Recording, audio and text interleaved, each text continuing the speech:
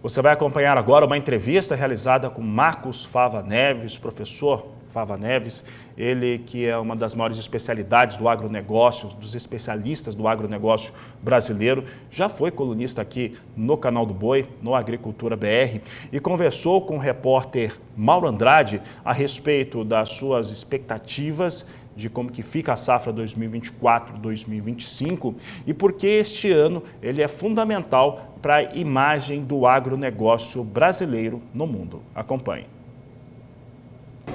Eu tenho a satisfação de conversar com o professor Marcos Fava Neves, especialista no agro brasileiro.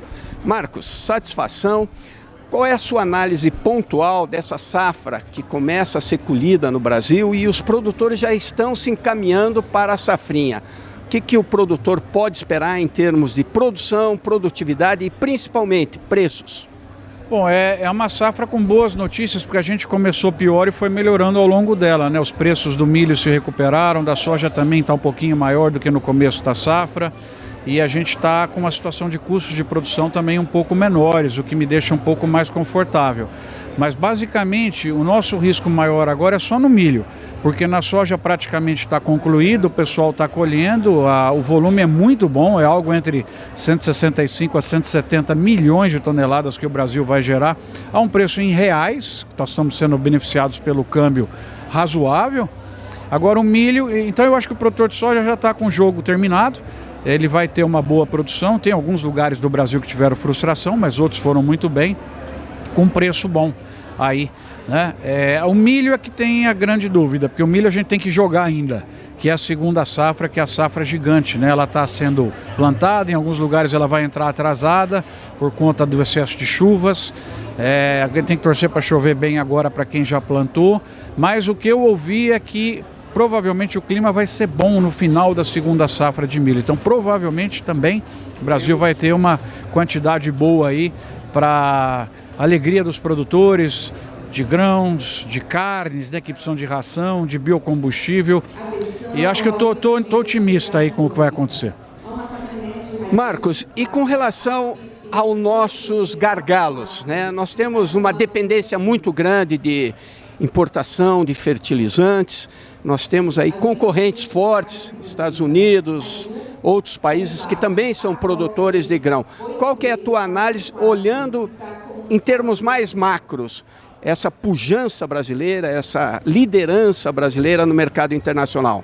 Bom, primeiro que ela vai continuar se expandindo, né? A gente está hoje com 58% da soja comprada pelo mundo, nós vamos chegar a 65% daqui a 10 anos, milho vai chegar a 35%, algodão, açúcar, tudo vai continuar crescendo.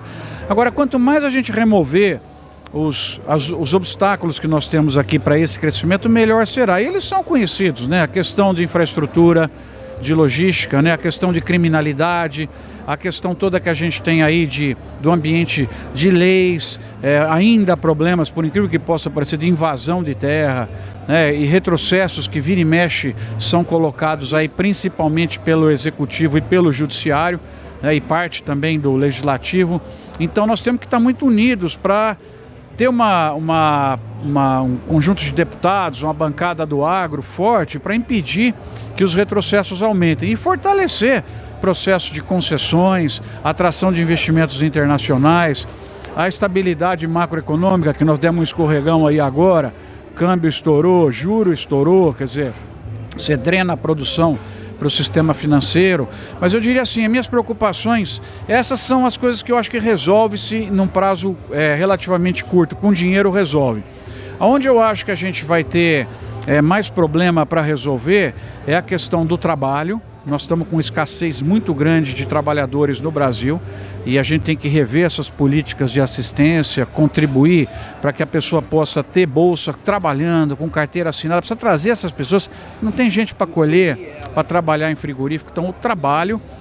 A educação no Brasil, eu acho que a educação hoje no Brasil, em parte, ela dá contramão, ela leva uma mentalidade vitimista e não de empreendedorismo, de fazer as coisas acontecerem.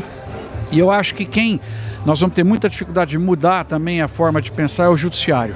O judiciário ele não troca tal como você troca o legislativo e o executivo, e a gente está vendo hoje aí, não consegue fazer uma ferrovia, fica sentado na mão do ministro anos. E o judiciário no Brasil, ele não foi formado com mindset de empreendedorismo, de geração de valor. Ele foi formado com mindset protecionista, vitimista. Então a gente vê hoje o quanto ele dificulta que o país tenha um crescimento adequado para criar oportunidades para as pessoas. Então essas três são as minhas maiores preocupações, porque não resolve isso em 4, 5 anos. E para finalizar, como é que é a questão ambiental, as questões de sustentabilidade que o Brasil tanto apanha no cenário internacional? O Brasil tem uma grande chance esse ano, que são 2 eventos mundiais que aqui acontecerão. O Fórum Mundial de Agronegócios em junho em Ribeirão Preto, primeira vez na história que ele vem para o Brasil, depois de 35 anos, com 1.000 pessoas do mundo todo, e a COP em Belém. Nós temos que preparar bem para esses 2 eventos serem vitrine, punir quem falar mal do Brasil. Tem que mostrar o que o país tem na área ambiental. Em todos os negócios, você tem gente que não faz a coisa direito, né? Você tem maçã podre, batata podre, sei lá, em todos os negócios. Mas tem que olhar a grande maioria.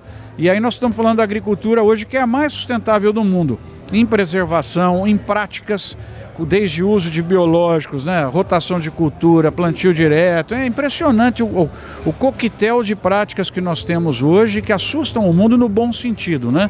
E também a chance que nós temos de expandir sem usar a área nova. Isso aí não tem lugar no mundo com condições, lógico, tem a África, mas com condições hoje de promover uma expansão tal como o Brasil tem, de 20 milhões de hectares em 10 anos, sem usar um hectare novo sequer. Então, isso tudo tem que ser mostrado ao mundo.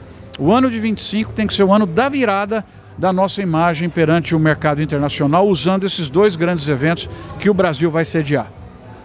Tá bom, professor Marcos. Obrigado pelas informações. Um prazer e parabéns pelo trabalho de vocês aí. Então, olha, conversei com o professor Marcos Fava Neves, ele é especializado analista do agro. De Londrina, no Paraná, Mauro Andrade.